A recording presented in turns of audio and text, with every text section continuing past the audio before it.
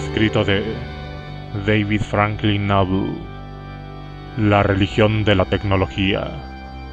La divinidad del hombre y el espíritu de invención.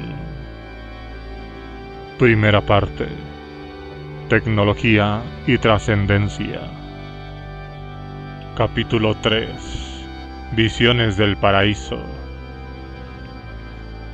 Si las expectativas milenaristas inspiraron la inauguración del nuevo mundo, esta incrementó la excitación y reafirmó estas expectativas, especialmente en lo que afecta a aquellos humanistas y magos renacentistas que, en nombre del interés del renacimiento religioso, promovieron un desarrollo de la ciencia y de las artes sutiles más amplio.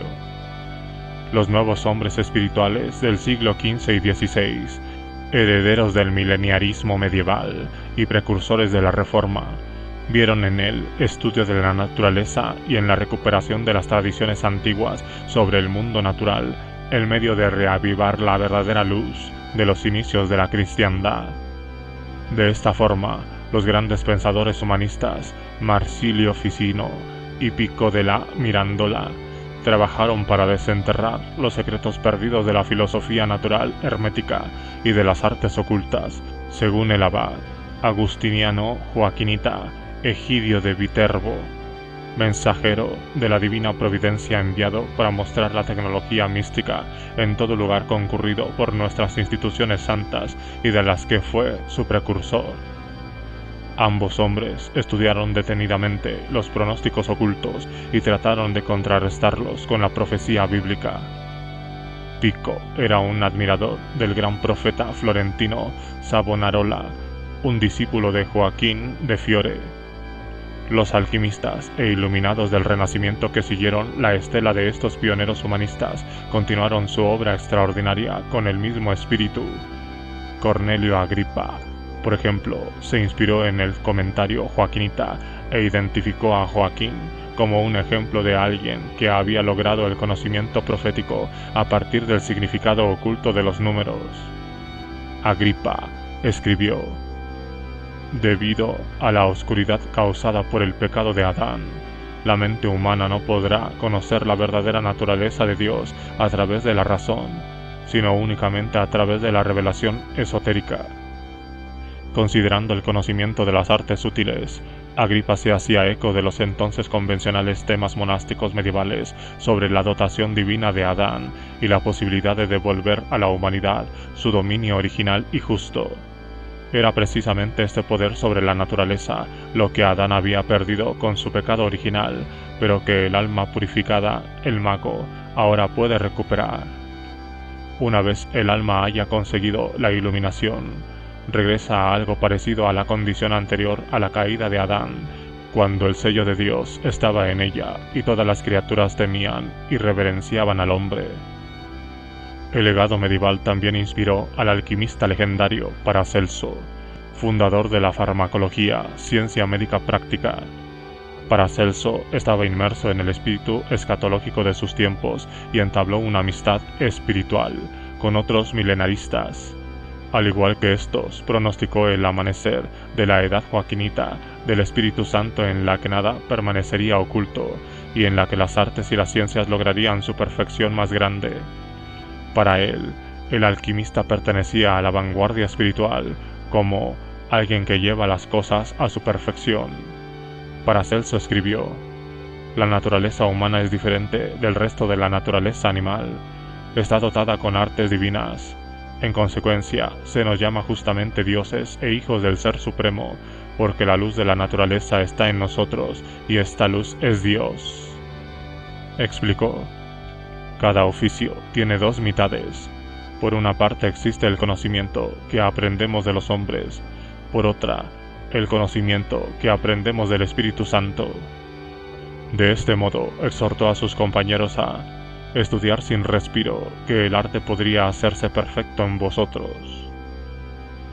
Visto por muchos como un profeta, Paracelso estudió la profecía bíblica y escribió un tratado admirable sobre un manuscrito pseudo-joaquinita, en el que hacía hincapié en temas milenaristas como los pecados de la Iglesia y la expectativa de la llegada del Anticristo y de los papas angélicos.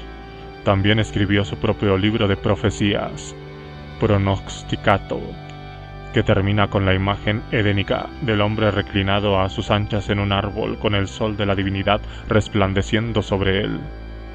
Cuando el fin del mundo se acerque, proclamó Paracelso con una expectativa frenética de redención milenarista y perfección restaurada. Todas las cosas nos serán reveladas, desde la más baja a la más alta, desde la primera a la última. Es cada cosa y por qué existió y desapareció, a qué causa se debió y cuál era su significado. Y todas las cosas que hay en el mundo serán reveladas y se hará la luz. Pronosticó. Entonces se reconocerán los verdaderos conocedores y los vanos charlatanes, aquellos que escriben de forma fiel y aquellos que comercian con mentiras. Benditos aquellos hombres cuya razón será revelada. Alberto Durero, el gran artista de Nuremberg, contemporáneo de Paracelso, compartía su visión apocalíptica y su entusiasmo por las artes. Nuremberg era un centro reconocido de las artes mecánicas, una de muchos maestros metalúrgicos, desde los fabricantes de cañones y armas a los fabricantes de escalas, instrumentos de medición y compases. El propio Durero nació en el seno de un largo linaje de orfebres.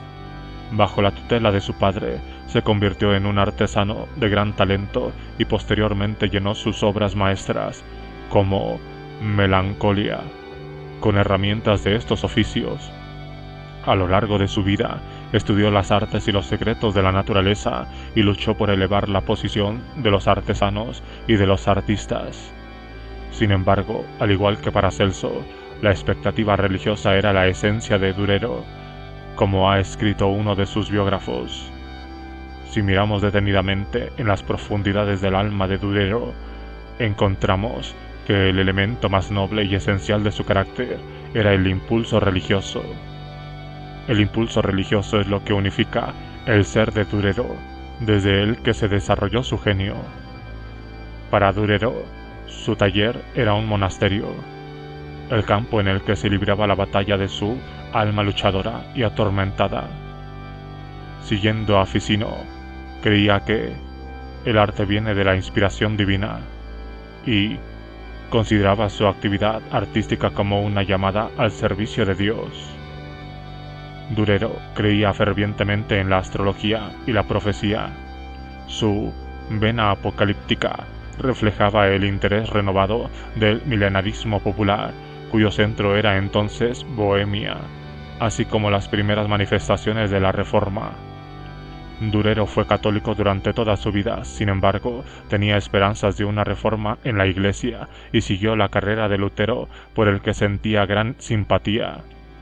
Su primera gran obra, que no respondía a un encargo, fueron las series de grabados en plancha de madera, extremadamente intensos que ilustraban el Apocalipsis de San Juan. Finalizada en 1498, 6 años después del primer viaje mesiánico de Cristóbal Colón, la obra escenifica, como nunca se había hecho, la promesa de la redención de la humanidad. El descubrimiento del Nuevo Mundo sembró impaciencia en el Viejo Mundo. Al ampliar en gran medida el ámbito de la imaginación del Renacimiento, hizo que Europa apareciera todavía más despojada, condenada y predestinada, e incluían los sueños milenaristas de abandonar aquel mundo en decadencia a la búsqueda de nuevos inicios. En el Nuevo Mundo, las expectativas escatológicas de perfección renovadas se convirtieron en un foco de interés terrenal. Después de Colón, el paraíso se convirtió en algo más que una visión, se convirtió en un lugar. Colón identificó el Nuevo Mundo con el Jardín del Edén. El franciscano místico Jerónimo de Mendieta retrató el virreinato de Nueva España como el futuro emplazamiento del reino de Dios. Aquí lo de este mundo y lo de otro mundo, el presente y el futuro, convergían, haciendo surgir un nuevo tipo de visión apocalíptica de la salvación que era en gran parte producto de la inventiva humana en forma de fe. La utopía. Las utopías de Tomás Moro, Miguel de Cervantes y Francis Bacon, por ejemplo, eran lugares particulares, aunque difíciles de localizar. islas remotas protegidas por mares inacabables, y los habitantes benditos de estas islas de perfección, Utopia, Barataria y Nueva Atlántida, habían hecho de sí mismos un paraíso a través de su piedad, su disciplina monástica, su comunitarismo fraternal y su devoción por las artes útiles. Como ha señalado John Phelan, la Reforma estimuló en gran medida el utópico anhelo de traer el cielo a la tierra. La Reforma, un resurgimiento religioso de proporciones sin precedentes, aumentó y legitimó como nunca las esperanzas milenaristas y las hizo más respetables.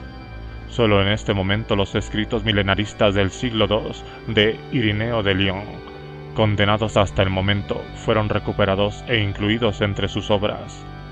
Martín Lutero, que había estudiado la profecía joaquinita franciscana, revivió el Apocalipsis como un modelo histórico, una iluminación de los acontecimientos del pasado y la profecía de lo venidero, mientras identificaba a los reformistas como las personas elegidas para enfrentarse a la persecución aunque destinadas a triunfar al final.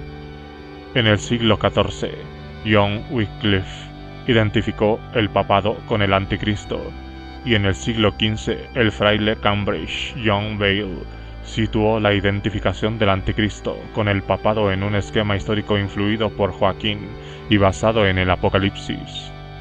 Para muchos, los siglos XVI y XVII, con la ruptura en la Iglesia, señalaban la llegada del Apocalipsis, el cumplimiento de la profecía del fin del mundo y la recuperación del paraíso.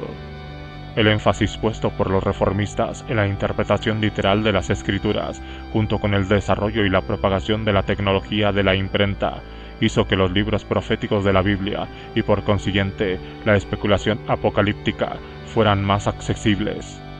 Los escritos de Joaquín de Fiore se imprimieron por primera vez en Venecia a principios del siglo XVI, coincidiendo con la ruptura de Lutero con la Iglesia, y en este momento de cataclismo, su visión apocalíptica ganó un nuevo valor y una amplia circulación tanto entre los revolucionarios como entre los reformistas. En la atmósfera de este entorno apocalípticamente cargado, la especulación utópica sobre el reino a venir tomó un aire de inmediatez. En este contexto, el proyecto milenarista medieval sobre el desarrollo tecnológico se hizo más urgente. Incluso la utopía original de Tomás Moro, basada esencialmente en una visión monástica de una comunidad austera, piadosa y disciplinadamente igualitaria, reflejaba la ya elevada concepción de las artes útiles como un medio de salvación. En Utopía, todo hombre tenía que practicar un oficio. Para los utópicos de los siglos XVI y XVII, el énfasis espiritual sobre las artes útiles y el desarrollo técnico se convirtieron en un aspecto central. Los dioses habían dado al hombre inteligencia y manos, y lo habían hecho a su imagen, dotándolo con una capacidad superior a la de otros animales, declaró Giordano Bruno a finales del siglo XVI. Esta capacidad consiste no solo en el poder de trabajar de acuerdo con la naturaleza y el curso normal de las cosas, sino más allá de esto y fuera de sus leyes, con el fin de crear, o tener el poder de crear, otras naturalezas, otros cursos, otros órdenes a través de su inteligencia, con la libertad sin la cual el parecido a la deidad no existiría. El hombre al final podría hacerse a sí mismo Dios de la tierra. Bruno argumentaba anticipándose a Francis Bacon. La providencia ha decretado que el hombre esté ocupado en la acción a través de las manos y en la contemplación a través del intelecto, de tal forma que no podría contemplar sin acción o trabajar sin contemplación. Y de esta forma, a través de la emulación de las acciones de Dios y bajo la dirección del impulso espiritual, los hombres han agudizado su ingenio, han inventado industria y han descubierto el arte. Y siempre, día a día, a través de la fuerza de la necesidad, desde las profundidades de la mente humana surgen invenciones nuevas y maravillosas. Esto significa que, con su empleo devoto y entusiasta, se separa cada vez más de sus naturalezas animales, se elevan cada vez más cerca del ser divino. El fraile dominico Tommaso Campanella era, como Joaquín de Fiore, oriundo de Calabria, y su ardiente expectativa de un nuevo mundo se fundaba en la estructura joaquinita de la historia. A inicios del siglo XVII, Campanella lideró una rebelión frustrada con el fin de forzar el apoteosis inevitable de la historia y establecer su ciudad ideal en la tierra. Enfrentándose a sus inquisidores, se definió explícitamente a sí mismo como la encarnación de la tercera edad de Joaquín. La utopía, Ciudad del Sol, de Campanella, consagró el culto a la ciencia y la tecnología como principio del desarrollo social y la perfección moral. En esta comunidad fraternal, una mancomunidad cristiana, cuyos orígenes se deben remontar a imágenes similares de Ramón Llull, Francis Bacon y Giordano Bruno, se requería a todo ciudadano dominar, al menos, una de las artes mecánicas, así como se había acordado un respeto inusual para el artesano de gran talento. Además, el sistema educativo en la Ciudad del Sol combinaba la formación en las artes mecánicas con la formación en las artes liberales y pretendía darle la sabiduría necesaria para comprender y para vivir en armonía con la creación de Dios. El entusiasmo utópico de los reformistas europeos, Joan Andrei y John Comenius, también reflejó la renovada vena milenarista y con ello reavivó radicalmente las expectativas milenaristas medievales. Como ha observado el historiador P.M. Ratansi, su reforma social, religiosa y educativa estaba basada en la convicción de que el milenio estaba al caer y que estaría marcado por la recuperación del conocimiento de criaturas que Adán había poseído en su inocencia y del lenguaje adámico que le había otorgado poder sobre todas las cosas.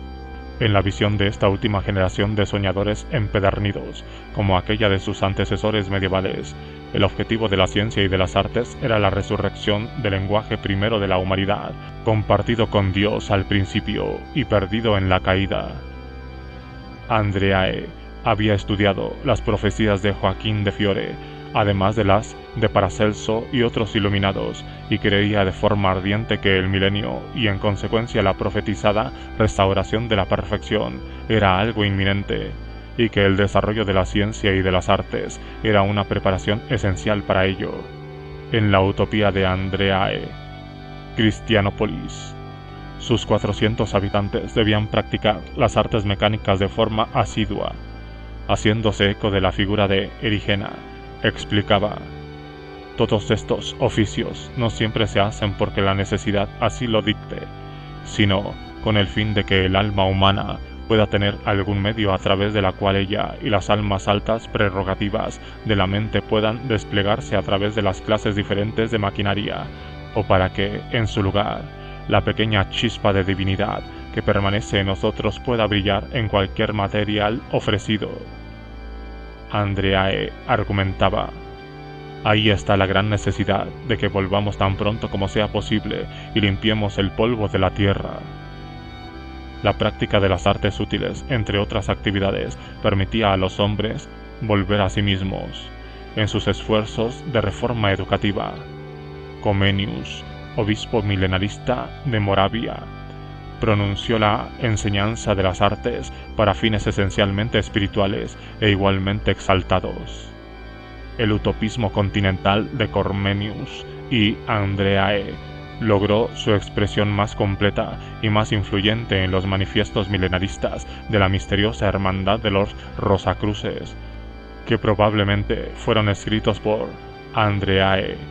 Según estas enérgicas proclamas apocalípticas, los Rosacruces tenían como único objetivo la reforma de toda la humanidad a través de la purificación y reunificación de la cristiandad y del desarrollo cooperativo del conocimiento científico y tecnológico. La llegada de un resurgimiento Rosacruz estuvo marcada por la aparición repentina de esta nueva orden espiritual.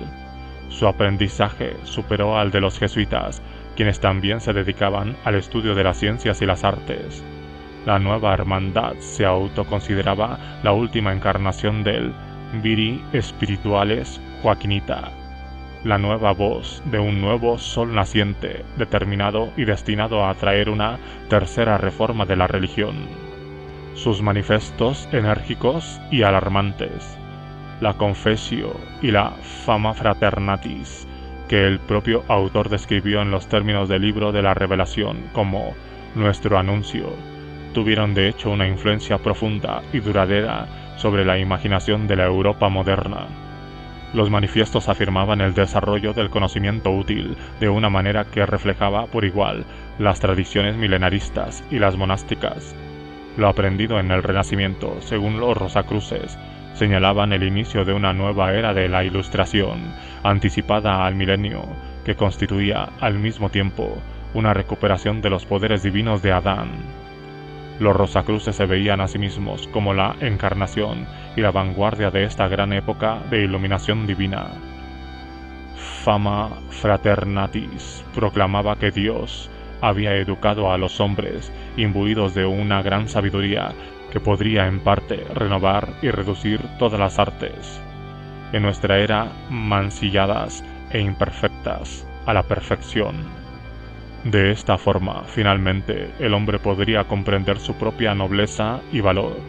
De la misma forma, la Confessio declaraba: Dios ha determinado, con certeza y seguridad, enviar una ayuda al mundo antes de su fin, que en este momento debe garantizar la verdad, la luz, la vida y la gloria que el primer hombre Adán tenía, que perdió en el paraíso y que posteriormente le llevó a él y a sus sucesores a la miseria. Porque allí cesarán todas las servidumbres, falsedades, mentiras y oscuridad, que poco a poco se han apoderado de todas las artes, obras y gobiernos de los hombres y los han oscurecido en su mayor parte. El día en que todo esto sea abolido y extirpado, y en su lugar se instituya una ley justa y verdadera, entonces estaremos agradecidos a los que han luchado por ello, aunque la obra propiamente se debe atribuir a nuestra era bendita. Los manifiestos rosacruces exhortaban a las personas educadas de toda Europa a responder a la invitación fraternal del orden y a cooperar con ella en su empresa providencialmente inspirada. Se llama al lector, informaba el Rosa Florenses, un manuscrito Rosacruz tardío, a estudiar con los hermanos Rosacruces el libro de la naturaleza, el libro del mundo, y a retornar al paraíso que Adán perdió. La llamada de los Rosacruces despertó un interés frenético en toda Europa y provocó como respuesta un torrente de literatura, un río de obras impresas. Sin embargo, en Europa, estas proclamas aparentemente revolucionarias se veían sobre todo con suspicacia, miedo, hostilidad y represión. Por otro lado, la urgencia del mensaje milenarista despertaría mayores simpatías en el siglo XVII en Inglaterra, donde tendría un impacto más duradero.